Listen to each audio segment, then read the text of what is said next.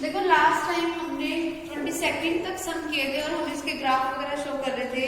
तो देखो नेक्स्ट हमारे पास इसमें क्या है, sketch the graph of y is equals to mod of x minus 5। ठीक है, और मुझे इसका इंटीग्रेशन करना है 0 to 1 mod of x minus 5 dx का। पहले तो मुझे इसका ग्राफ भी शो करना है इस पूरे का, ठीक है, और फिर मुझे 0 से 1 तक के बीच की वैल्यू भी पुट करनी है और फिर उसका इंटीग्रेशन करना है। फिर what does the value of this integral represent on the graph, कि ग्राफ में इसकी वैल्यू क्या रिप्रेजेंट करती है। तो देखो जब भी मॉडुलस फंक्शन आ जाए, तो मैंने मॉडुलस का जब बेसिक बताया हुआ है तो ये बताया हुआ है कि इसमें एक फंक्शन पॉजिटिव बनेगा, एक फंक्शन नेगेटिव बनेगा। ठीक है, वो डिपेंड करता है कि ये 0 किस पे बन रहा है। ठीक है, अब मैं देखो अगर 0 से 1 के बीच की इसमें कोई मर्जी वैल्यू पुट करके देख लो, 0 पुट किया तो माइनस का 5 बनेगा, तो मतलब उसके लिए मेरे पास फंक्शन कैसा होगा, माइनस टाइप का। मुझे माइनस टाइप का फंक्शन लेना पड़ेगा, यानी कि minus of x minus 5 type का फंक्शन लेना पड़ेगा। फिर मैं 1 पुट करके देखूं तब भी 1 माइनस 5 नेगेटिव है। ठीक है, तो उस वाले में भी नेगेटिव है, तो यहाँ पर इसके लिए भी फंक्शन कैसा होगा, माइनस ऑफ x माइनस 5 होगा। अब मुझे इसकी वैल्यूज को ग्राफ पे शो करना है, तो मैं ग्राफ पे देखो कैसे शो करूंगी। देखो हमारे पास जो y टाइप का फंक्शन है वो है mod of x minus 5 type का, और जिसको मैं ब्रेक कर सकती हूँ कैसे, x माइनस 5 में कब ब्रेक हो सकता है, जब x क्या हो 5 से बड़ा। 5 से बड़े में कोई मर्जी वैल्यू रख लो तो हमारे पास फंक्शन क्या आएगा, पॉजिटिव टाइप का। फिर माइनस ऑफ x माइनस 5 आएगा जब x की वैल्यू क्या हो 5 से छोटी।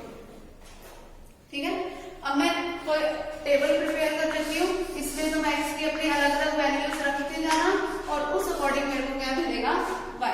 जब मैंने x की वैल्यू इसमें 0 रखी तो 0 माइनस 5 माइनस का 5 आएगा, यानी कि ये वाले फंक्शन का काम करेगा, तो वैल्यू क्या बन जाएगी, प्लस का 5, क्योंकि बाहर एक माइनस ये पड़ा और यहाँ से माइनस का 5 यहाँ से बना था, ओवरऑल क्या हो गया वो प्लस का 5। ठीक है, दो के गैप में चलो 1 तक रख ही लो, क्योंकि 1 मुझे चाहिए इसके इंटीग्रेशन में, तो 1 तक रख लेते हैं। 1 माइनस 5 किया, फिर क्या आएगा, माइनस का 4, यानी कि ऐसा वाला फंक्शन मुझे लेना पड़ेगा। फिर से रिजल्ट क्या आएगा, प्लस का 4। 2 रखोगे तो 3 आएगा, 3 रखोगे तो 2 आएगा, फिर क्या रखोगे, 4 रखोगे तो 1 आएगा, 5 रखोगे तो क्या आएगा, 0। ठीक है, फिर 6 रख के देखो, 6 रखोगे तो 6 माइनस 5 1, जब बड़े वाली है हम यही वाला फंक्शन लेंगे, तब रिजल्ट फिर से क्या आ जाएगा 1। 7 रखोगे तो 2, यानी कि अब आगे कुछ मर्जी रखते ना, वैल्यू हमेशा क्या होती जाएगी, इंक्रीज।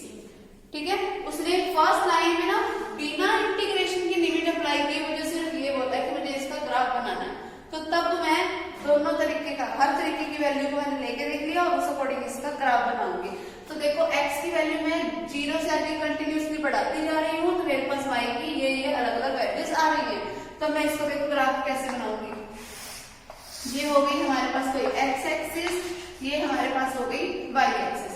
0 1 2 3 4 5 ऐसे चलता जाएगा 6। ठीक है, 5 तक है, हमने 6 तक कर लिया।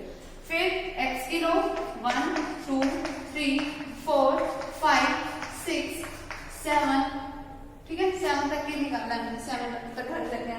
तो देखो जब मैंने वैल्यू रखी थी x की जगह पे 0, तो y की वैल्यू आई थी 5, यानी कि ये हमारे पास पॉइंट।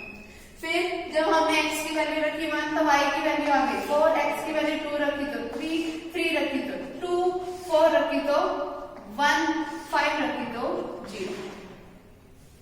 इसको ज्वाइन कर दो, इतना हो गया। ठीक है, फिर उसके बाद उसमें हमने नेक्स्ट जब हमने 6 रखा तो फिर से 1, 7 रखा तो 2, और कंटिन्यूसली ऐसे आगे बढ़ता जाएगा। तो हमने यहाँ एरो लगा दिया, सारी वैल्यूज रख के दिखाने की जरूरत नहीं है, बस अपना एरो लगा दिया। ठीक है, समझ आई बात। तो ये हमारे पास क्या बन गया, इसका ग्राफ। स्केच करने को बोला था, स्केच कर दिया हमने।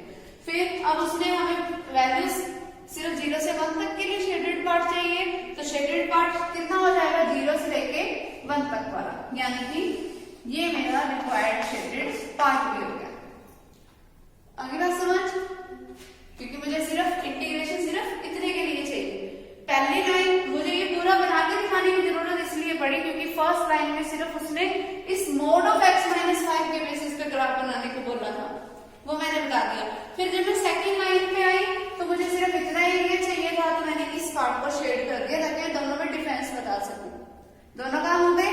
अब मुझे सिर्फ उसका क्या करना है, इंटीग्रेशन को इवेल्युएट करना है। इवेल्युएट कर दो, y is equal to integration from 0 to 1 mod of x minus 5 dx किसके इक्वल होगा, y is equal to integration from 0 to 1, 0 से 1 की वैल्यू के लिए मेरे पास फंक्शन कैसा है, minus of x minus 5 dx है, जिसका मतलब क्या हुआ, integration from 0 to 1 5 minus x dx। फिर 5 का इंटीग्रेशन किया, 5x आ गया, माइनस में x²/2 और इसके मैं लिमिट अप्लाई करूंगी 0 से 1 और इसको सॉल्व करके हमारा रिजल्ट। आगे बात समझ हो गया इतना काम। फिर इसने हमें पूछा है क्वेश्चन में, what does the value of this integral represent on the graph. Value of integral graph पे क्या रिप्रेजेंट करती है, वो ये वैल्यू को रिप्रेजेंट करती है। उसने पूछा ना इंटीग्रल की वैल्यू ग्राफ पे क्या रिप्रेजेंट करती है, वो ये रिप्रेजेंट करती है। हो गया तीनों लाइनों का आंसर। फर्स्ट लाइन में स्केच करने को बोला, स्केच कर दिया। सेकंड लाइन में उसका इंटीग्रेशन निकालने को बोला, वो कर दिया। थर्ड लाइन में उसने पूछा कि इंटीग्रेशन जो हमने निकाला वो ग्राफ पे कैसा रिप्रेजेंट हो रहा है, तो वो शेडेड पार्ट रिप्रेजेंट हो रहा है। आगे समझ, आगे देखो नेक्स्ट में y किसके इक्वल है, मोड ऑफ x प्लस 3 के। सेम ऐसा ही है, हो जाएगा ना ये मोड ऑफ x प्लस 3 वाला। और हमारे को वैल्यू दे रखी है -6 से 0, तो -6 से लेके 0 तक की सारी वैल्यूज को इसमें पुट करके देखो। -3 पे आके मुझे ब्रेकेट पॉइंट मिलेगा क्योंकि वहां पे 0 बन जाएगा फंक्शन। तो y अगर मेरे पास मोड ऑफ x प्लस 3 है तो बिल्कुल सिंपल सी बात है कि y इक्वल्स टू होगा x प्लस 3 के या माइनस ऑफ x प्लस 3 के। कब कब होगा वो मैं देख लेती हूँ।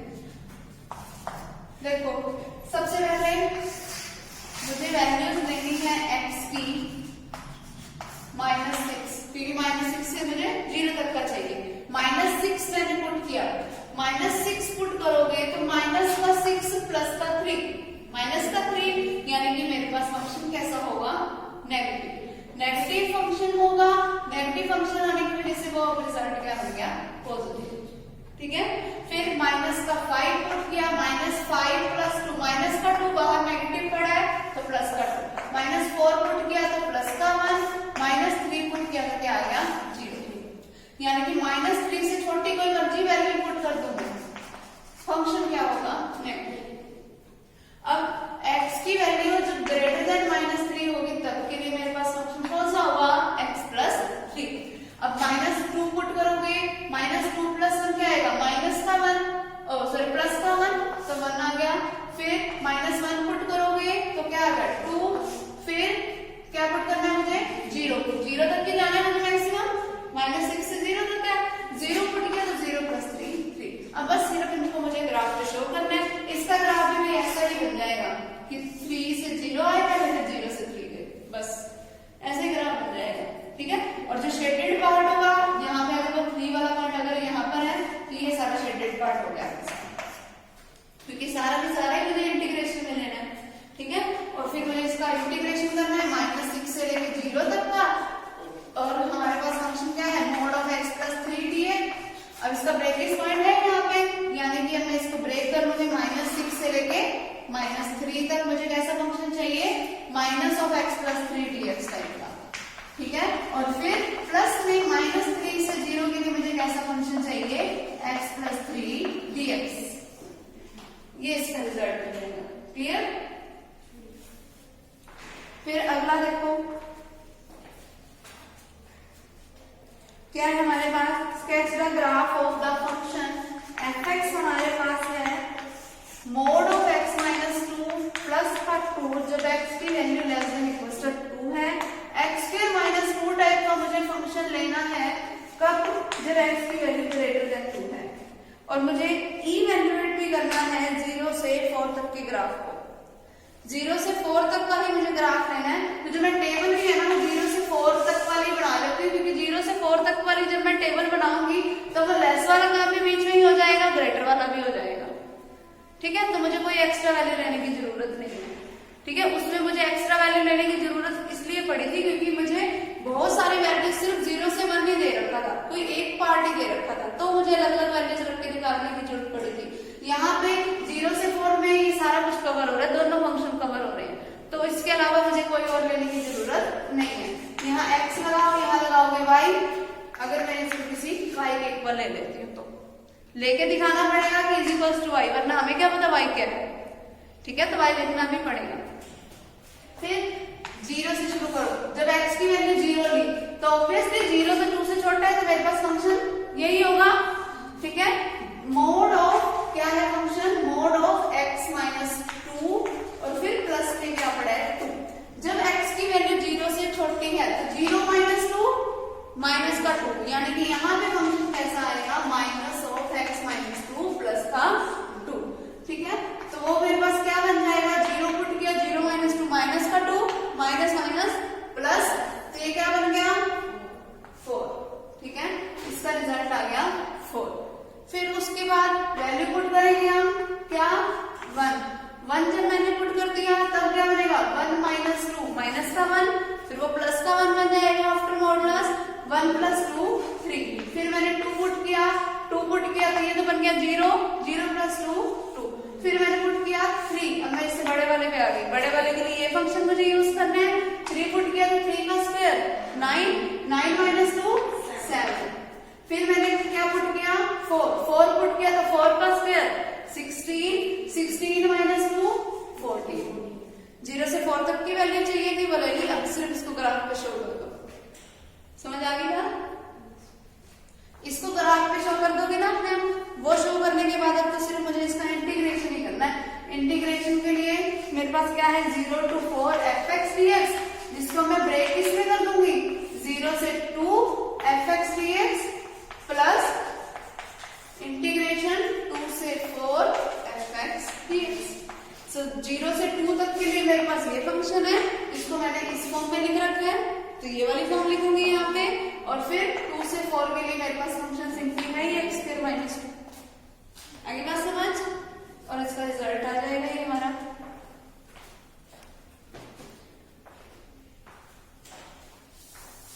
अरे बाद में इसने ना ये भी पूछ रखे कि इसकी वैल्यू ग्राफ पे क्या शो कर रही है, मतलब पार्ट को शेडेड करके बता देना। ठीक है,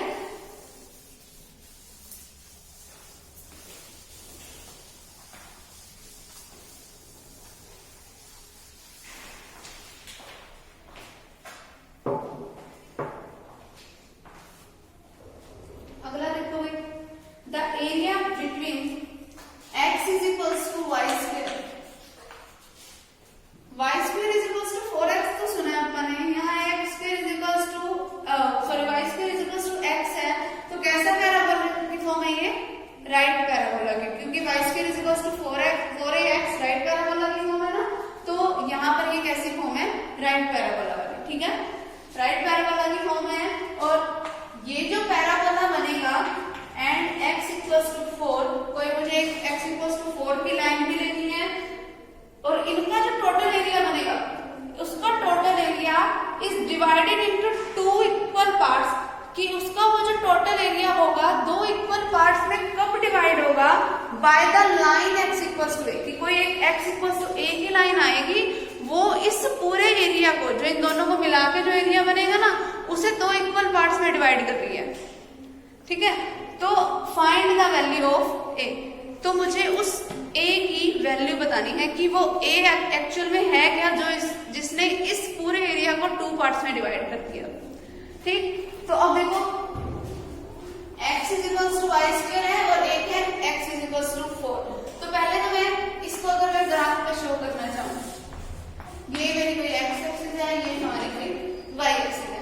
अब अगर y स्क्वायर x के इक्वल है तो राइट पैराबोला है, और क्योंकि इसमें कोई सेंटर नहीं है तो मतलब ओरिजिन से ही पास आउट हो रहा है।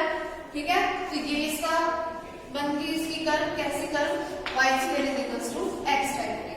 अगर मेरे पास ये कोई x की वैल्यू 1 है, 2 है, 3 है, 4 है, यानी कि ये हो गई x इक्वल्स टू 4 की लाइन। तो टोटल एरिया तो मेरे पास ये हो गया, दोनों को कर्व्स को मिला के टोटल एरिया हमारे पास ये हो गया ना। फिर कोई x इक्वल्स टू a की लाइन आई, पहला काम तो तुम यही कर लो कि ना ये जो मेरा टोटल एरिया है ना वो निकालो। वो टोटल एरिया है क्या?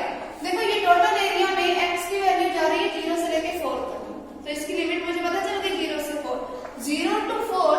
और मेरे पास कर्व कैसी है, x is equals to Y square, it means कि y किसके इक्वल है, रूट x के, क्योंकि x की लिमिट है तो यहाँ पे x ही आएगा, x की टर्म में फंक्शन आएगा ना। ठीक है, तो अब इसको अगर a1 को सॉल्व करोगे तो क्या बन गया, x raise to the power 3/2 और डिवाइडेड बाय में भी वो 3/2। ठीक है, और इस पे लिमिट अप्लाइड हो गई 0 to 4, तो 2/3 को तो बाहर ले लो अलग से, क्योंकि x की जगह पे मुझे सिंपली यही वैल्यू पुट करनी है। अंदर क्या बचेगा, 4 raise to the power 3/2 minus 0 raise to the power 3/2। ठीक है, तो ये क्या बन गया, 2/3 इंटू में 0 वाला छोड़ दो, ये वाले में देखो 4 को लिख सकती हूँ 2 का स्क्वायर, तो पावर जो 2 के स्क्वायर की आएगी उससे इंटू में है 3/2 को तो कैंसिल, तो ये क्या बना 2 का क्यूब, जिसका मतलब क्या हुआ 8। तो ये वाला टोटल एरिया तो है 16/3 स्क्वायर यूनिट। ठीक है, टोटल एरिया मेरा ये है।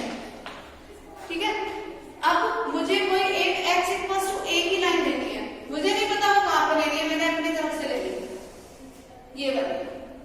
ये लाइन कौन सी है, कोई a पॉइंट तक की, यानी कि अब मुझे ये प्रूफ करना है कि ये वाला दे रखा है कि ये वाली लाइन कोई ऐसी है जिसने ये और ये दोनों इक्वल पार्ट्स बना दिए। ठीक है, तो इसका मतलब जो सेकंड अब एरिया है a2 वो कितना है, 0 से a वाला, और कर्व तो यही चल रही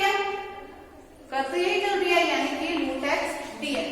तो इसके लिए क्या बनेगा, a2 is equals to x raise to the power 3/2 divided by 3/2 और इसका लिमिट अप्लाइड हो गई 0 to a। क्या बन गया ये 2/3 into a raise to the power 3/2, क्योंकि माइनस में 0 रेज़ टू द पावर आएगा वो तो खत्म ही हो गया। ठीक है, अब देखो मुझे क्वेश्चन में गिवन है कि जो टोटल एरिया है ना वो 2 टाइम्स ऑफ a2 है, क्योंकि दो इक्वल पार्ट्स में डिवाइड हो रहे हैं मतलब उसका डबल